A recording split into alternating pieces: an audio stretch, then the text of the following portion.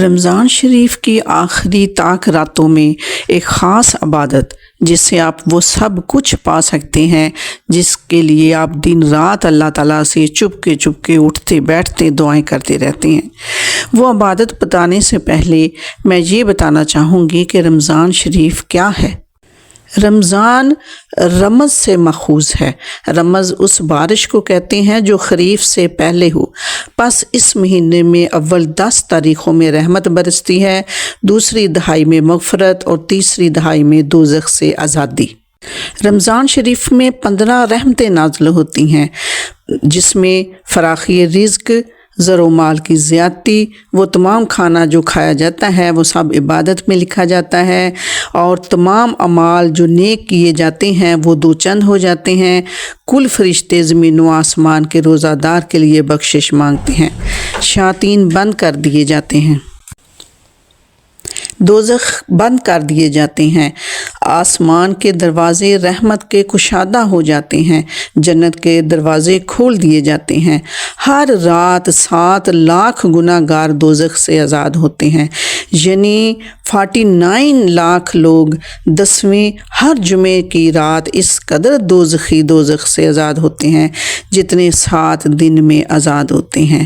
آخر رات رمضان میں تمام گناہ گار روزے دار بخش دیے جاتے ہیں اور ہر روز بہشت کو آراستہ کیا جاتا ہے۔ روزہ دار کی دعائیں قبول ہوتی ہیں، تمام بدن گناہوں سے روزہ داروں کے پاک ہو جاتے ہیں، روزہ داروں کو خوشنودی اللہ پاک کی حاصل ہو جاتی ہے۔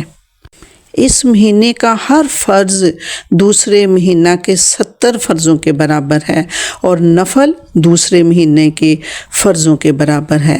اس مہینے کے آخر دہائیہ میں شب قدر ہوتی ہے، اس رات کی عبادت 1000 مہینے کی عبادت سے بہتر ہے۔ یہ رات سب راتوں میں افضل ہے۔ اس رات زمین پر جبرائیل علیہ السلام اور ان کے ساتھ 70,000 فرشتے جو سدرۃ المنتہا کے پاس رہنے والے ہوتے ہیں وہ نیچے اترتے ہیں۔ ان کے ساتھ نور کے جھنڈے ہوتے ہیں جو وہ گاڑتے ہیں 4 مقامات پر، ایک خانہ کعبہ کے اوپر، دوسرا روضہ پاک صلی اللہ علیہ وآلہ وسلم کے نزدیک، تیسرا بیت المقدس کے نزدیک اور چوتھا طور سینا کی مسجد کے نزدیک۔ پھر جبرائیل علیہ السلام فرشتوں سے کہتے ہیں پھیل جاؤ، وہ پھیل جاتے ہیں، پھر کوئی مکان اور کوئی حجرہ اور کوئی گھر اور کوئی کشتی ایسی باقی نہیں رہتی جس میں مومن مرد ہو یا مومنہ عورت ہو مگر وہ فرشتے اس میں نہ جاتے ہوں، لیکن وہ اس گھر میں نہیں جاتے جس میں رحمت کو مانے کرنے والی 4 چیزیں ہوں، ایک کتا جو کسی نے شوقیہ پالا ہوا ہو، یا سور ہو، یا شراب ہو، یا جنبی شخص رہتا ہو، یا تصویر ہو۔ یہ فرشتے طلوع فجر تک رہتے ہیں اور امت مرحومہ کے لیے بھی استغفار کرتے ہیں، وہ اپنے پروردگار کی حمد و ثنا کرتے ہیں۔ نبی کریم صلی اللہ علیہ وآلہ وسلم نے فرمایا جو کوئی رمضان کی ان راتوں میں قیام کرے ایمان کے ساتھ اور وہ باامید ثواب تو ان کے تمام گناہ بخش دیے جاتے ہیں۔ ان طاق راتوں میں شب بیداری کرنے کا اس قدر ثواب ہے کہ شب قدر میں جو جاگتا ہے اس کے پاس فرشتے آتے ہیں، فرشتے اس سے مصافحہ کرتے ہیں اور جو وہ دعا کرتے ہیں اس کی دعا کے وقت فرشتے آمین کہتے ہیں۔ اس رات تمام گناہ گاروں کو بخش دیا جاتا ہے، لیکن 4 لوگوں کی بخشش نہیں ہوتی، ایک وہ جو ہمیشہ شراب پیوے اور استغفار نہ کرے، دوسرا وہ جو ماں باپ کی نافرمانی کرے اور اس سے باز نہ آئے، تیسرا وہ جو اپنے رحم کو قطع کرے اور اس کی استغفار نہ کرے، چوتھا وہ ہے جو مسلمانوں سے دنیاوی عداوت رکھے اور اپنے مزاج میں کوئی تبدیلی پیدا نہ کرے۔ بزرگان دین نے شب قدر کی کچھ علامتیں بیان فرمائی ہیں۔ کسی نے فرمایا کہ یہ رات چمکدار اور شفاف ہوگی، نہ زیادہ گرم ہوگی اور نہ زیادہ ٹھنڈی ہوگی بلکہ معتدل ہوگی۔ کسی بزرگ نے فرمایا آسمان روشن ہوگا، ستارے بڑے واضح ہوں گے اور اس رات کی صبح کو سورج ایسے طلوع ہوگا جیسے کہ ایک گول ٹھال نکلتا ہے۔ یہ سورج شعاؤں کے ساتھ طلوع نہیں ہوتا۔ کسی ولی اللہ کا یہ تجربہ ہے کہ اس رات کھاری پانی بھی میٹھے ہو جاتے ہیں، حتیٰ کہ سمندر کا پانی بھی میٹھا ہو جاتا ہے۔ اس رات کو انسانوں اور جنوں کے سوا تمام چیزیں سجدہ میں گر جاتی ہیں، مگر ان باتوں کا علم اہل کشف کو ہوتا ہے، ہر ایک کو پتہ نہیں چلتا۔ کسی ولی اللہ کا یہ بیان ہے کہ اس رات کتے نہیں بھونکتے بلکہ ساری رات خاموش رہتے ہیں۔ شب قدر میں ایک ایسی سات ہے جس میں جو دعا مانگی جائے وہ قبول ہوتی ہے، لہٰذا مسلمانوں کو چاہیے کہ شب قدر میں ایسی جامع دعا مانگے جو دونوں جہانوں میں فائدہ بخش ہو۔ نبی پاک صلی اللہ علیہ وآلہ وسلم سے حضرت ام المومنین سیدہ حضرت عائشہ صدیقہ رضی اللہ تعالی عنہ نے پوچھا کہ یا رسول اللہ صلی اللہ علیہ وآلہ وسلم، آپ بتائیں کہ اگر مجھے لیلۃ القدر نصیب ہو جائے تو میں کون سی دعا مانگوں؟ آپ صلی اللہ علیہ وآلہ وسلم نے ارشاد فرمایا کہ یہ دعا مانگ، اے اللہ بے شک تو معاف کرنے والا ہے اور معافی کو دوست رکھتا ہے، مجھے بھی معاف فرما دے۔ لیلۃ القدر آخری طاق راتوں میں چھپی ہوئی ہے۔ 21ویں شب، 23ویں شب، 25ویں شب، 27ویں شب اور 29ویں شب۔ اب سوچنے کی بات یہ ہے کہ اگر ہم اولیاء اللہ کی باتوں پر غور کرتے ہیں جو انہوں نے شب قدر کی نشانیاں بتائیں، تو ایک نشانی جو یہ کہ اس رات کتے نہیں بھونکتے، ہو سکتا ہے کہ یہ صرف اسی ولی اللہ کا تجربہ ہو، اور یہ کہ اس صبح کو سورج جو ہے وہ گول تھال کی مانند ابھرتا ہے، یعنی جب شب قدر گزر جائے گی تو صبح کو سورج طلوع ہوگا، تو پھر یہ کیسے پتہ چلے گا کہ آج کی رات جو ہے وہ شب قدر ہے؟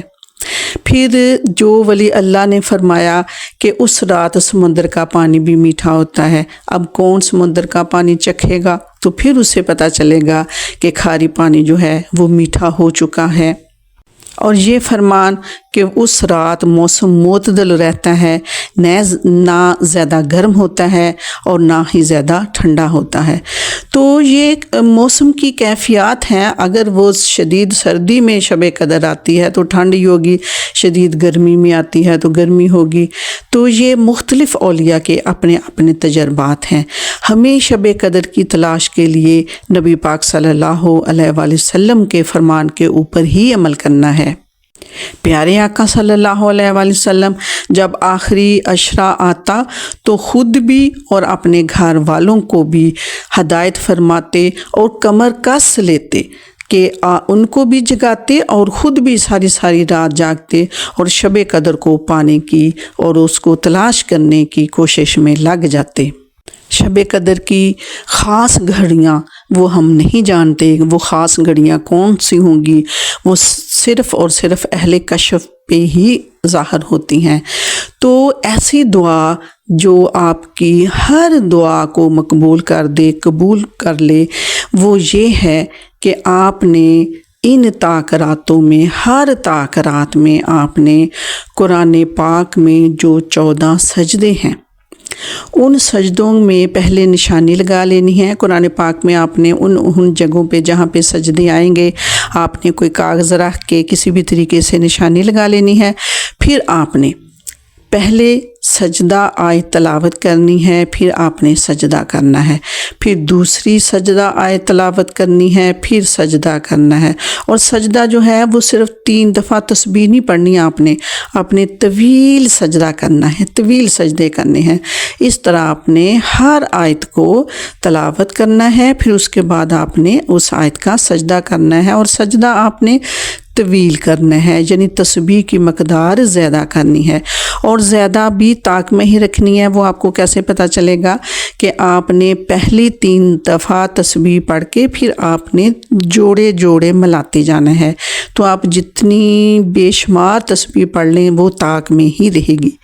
پھر آپ نے یہ 14 سجدے کر کے ان سجدوں کے بعد آپ نے اللہ تعالیٰ کے حضور رو رو کے فریاد کرنی ہے گر گڑا کے چپکے اللہ سے آپ نے مدد مانگنی ہے. جو بھی آپ کو مسئلہ درپیش ہو انشاءاللہ تعالی میرے اللہ تعالیٰ کے فضل و کرم سے وہ حل ہوگا. تو اس کے علاوہ یہ دیکھیں کہ جو کچھ لوگ صبح جانا ہوتا ہے اپنے آفسز میں ملازمت پیشہ ہوتے ہیں، وہ ساری رات نہیں جاگ سکتے چونکہ صبح اپنی ڈیوٹی پہ جانا ہے. تو تھوڑا وقت، زیادہ وقت ضرور نکال لیں کہ ان تاک راتوں میں اللہ کے حضور عبادت کریں. آپ کوئی سی بھی عبادت کریں، بے شمار عبادات ہیں، آپ کوئی سی بھی عبادت کریں، کوئی سے بھی نوافل پڑھیں، آپ سپارہ پڑھ لیں، آپ اپنی قضا جو نمازیں ہیں وہ ادا کر لیں. جو بھی آپ کریں عبادت کے لیے اللہ تعالیٰ کے ہاں قبول و منظور ہے. لیکن یہ جو میں نے آپ کو ایک وظیفہ بتایا ہے 14 سجدوں والا اور اس کے بعد دعا کرنے والا، یہ ایک مجرب ہے، یہ آزمودہ ہے. آپ اس کو ان رمضان کی تاخیراتوں میں کیجئے. انشاءاللہ تعالیٰ آپ کی تمام دعائیں جو آپ پورا سال اللہ سے گڑ گڑا کے مانگتے ہیں، چپکے مانگتے ہیں، وہ ضرور قبول و منظور ہوگی انشاءاللہ تعالیٰ. اور اللہ تعالیٰ کے فضل و کرم سے مجھے بھی اپنی دعاؤں میں یاد رکھیے. آمین ثم آمین.